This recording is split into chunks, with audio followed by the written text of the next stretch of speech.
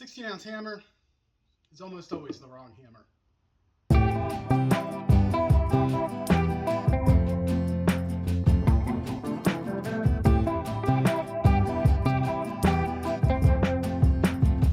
Hey folks, Wes from Woody Name Woodworking here, back from my sojourn into the grim darkness of 40K, which, if I can make YouTube do my bidding, might be linked here or down here in the description somewhere. I guess 40K got me thinking about hammers and feeling a little spicy because I'm here today to hate on everybody's favorite 16-ounce hammer, because it sucks.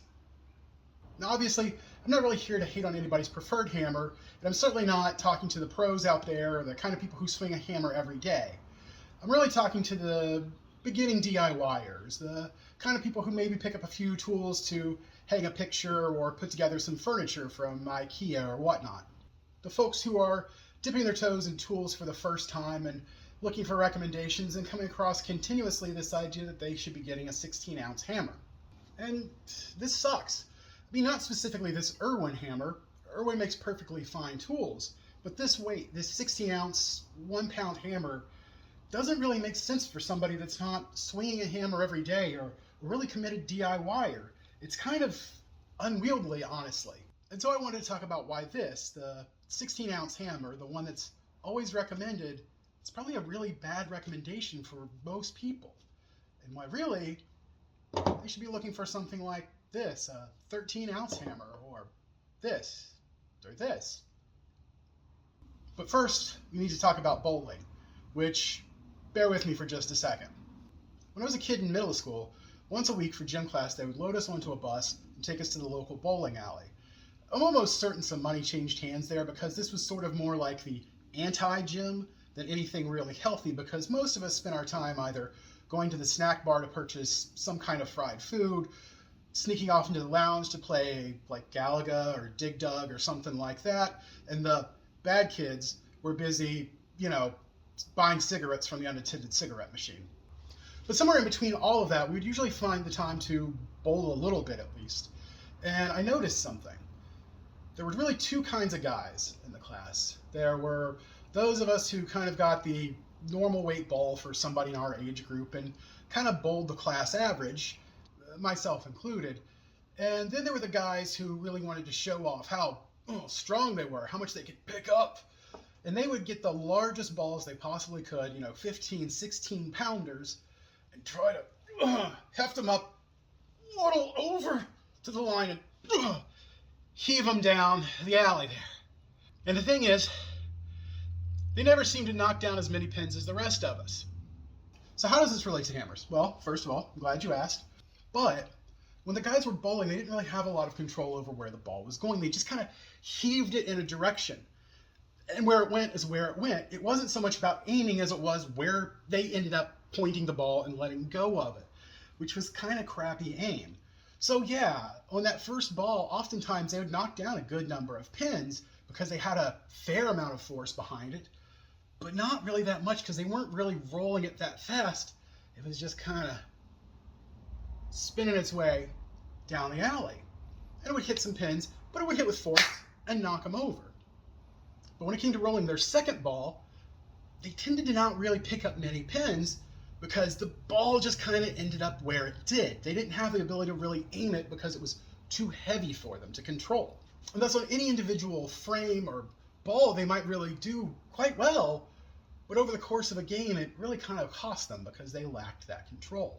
And this is really kind of the same with hammers because, yeah, obviously you need force to drive the nail home.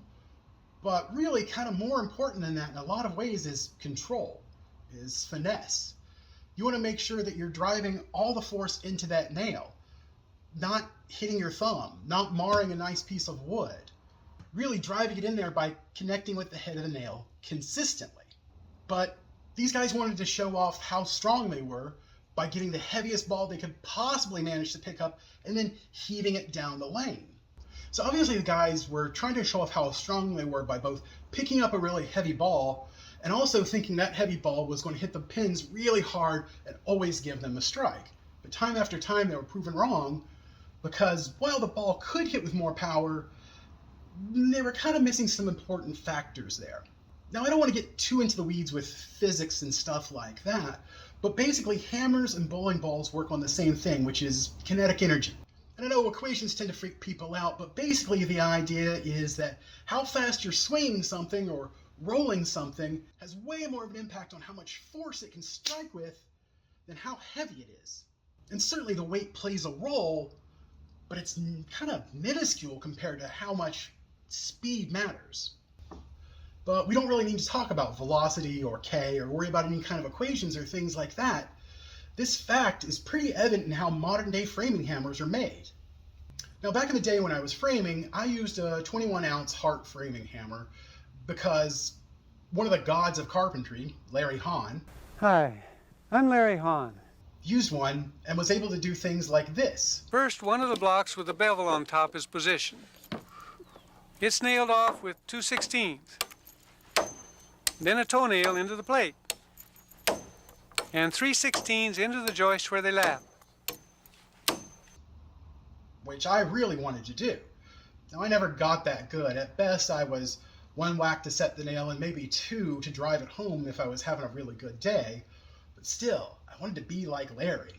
When I came back to woodworking and carpentry and tools and all that stuff, Hart was now a Walmart brand, which is depressing, and I don't want to talk about it right now. But the field had moved on. Now we were using hammers with titanium heads like Stiletto and Martinez and Vaughn and a lot of stuff like that. And I ended up with this 14-ounce Stiletto titanium hammer. I prefer the wood handles. And I bought this because they told me it would have the same force as a 21-ounce hammer. And it does. That's because it's lighter. Because we can swing it a lot faster than we could a heavier hammer. 21-ounce titanium hammer would probably swing like a 30-ounce hammer or something like that. But a decrease in weight is also advantageous to our joints. But most people aren't framing. Most people aren't swinging a hammer every day. This is a lot of hammer. Sure, for the person who's swinging a hammer every day, driving hundreds of nails, admittedly air nailers do most of it, but bear with me. But a person who's regularly nailing, oftentimes hand nailing, swinging a 16-ounce hammer probably isn't that big of a deal. They've got a lot of muscle control, a lot of ability to know where the head of that hammer is going to go. But if you're not driving nails that often, a 1-pound piece of metal hanging 8 to 10 inches away from your hand can be a lot to control. It can feel kind of unnatural. So something lighter is probably better for people in that position. So if you're a new DIYer, if you're a new homeowner, if you're buying your first tools, don't get a 16-ounce hammer. Get something lighter. Maybe. See, the big thing is really what you want is a hammer that feels right to you. Something that feels like you can control it. Now, 16 ounces isn't really too much weight to me. I swing hammers often enough around the house and doing random tasks here and there, but I don't like this hammer a lot. And again, it's not that it's a poorly made hammer, it just doesn't feel right in my hand. I don't feel like I've got the kind of control over it I do compared to this 13-ounce plum hammer. This is one of the tools I've managed to hang on to for a long time. This is well over 25 years old at this point. It's still one of my favorite tools. And it feels just right in my hand. And I kind of think that's what it's really about, is you need to find a hammer that feels right to you. This hammer feels like an extension of my hand. I really know where the head's going to go. And maybe it takes me another whack or two to drive a nail home, but I'm not driving that many nails anymore. So a few extra whacks over the course of the day when I'm working on something in the house or doing something for a friend or family really isn't that big of a deal. And part of that feel is weight. And to me, it just feels bulky and heavy. And more than anything, it feels front heavy, which is odd. Now, it kind of wants to drive the head of the hammer forward. And you may think, oh, that would be helpful for driving a nail. But honestly, it makes this hammer harder to control. Let's compare that to this. It's another plum hammer. I don't think they make plum hammers anymore, and I really like them, which is sad. But this is actually a 20-ounce plum hammer. fairly similar to this Irwin 16-ounce hammer, but this feels decidedly better in my hand. It doesn't have a tendency to tip itself either direction. I have a lot more control over this, even though it's a heavier hammer. 4 ounces heavier than this, but this always feels like it wants to tip and fall out of control, whereas this feels super balanced. But that's the thing, really. You gotta find a hammer that feels right to you. And I wouldn't use this in every situation, but for the right situation, this is an ideal hammer. So my dad was a carpenter, and primarily what he was really interested in was finish work, trim carpentry. And he called these lighter weight hammers, these 13-ounce hammers generally, a finish hammer. And he said that because these are the hammers a finish carpenter or trim carpenter used. They didn't really need to be able to whack with a lot of force. You needed control. You needed finesse. You didn't want to damage some expensive piece of trim or a cabinet or something like that when you were driving a nail. So what was really important there was control, was finesse, which is the same for most people who are doing minor projects around their house. They're not driving a bunch of 16-penny nails, which is what this thing is really built for.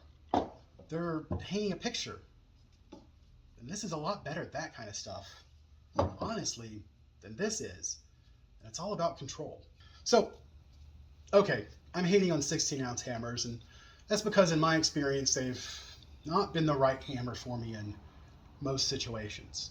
But really what it comes down to is you need to find the hammer that's right for you. Maybe we shouldn't be buying our hammers online or just getting them as part of some kit. What you need is a hammer that really feels right to you, feels right in your hand.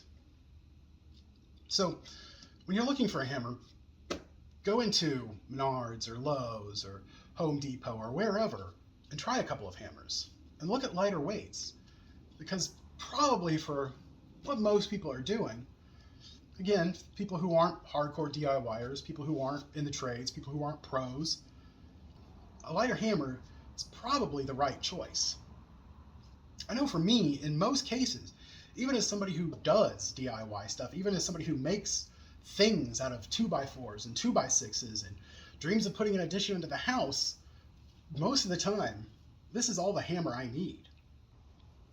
Anyway, I'd like to thank you guys for taking the time to watch this video, and I would love to know what your thoughts are. Do you think I'm a crazy person for questioning the utility of the 16-ounce hammer, or do you think something lighter is better? What's your choice? What's your preference? I'd love to hear what you guys have to say about it. Let me hear down in the comments below, and if you have the time, please like, comment, and subscribe. Really appreciate it. Thanks.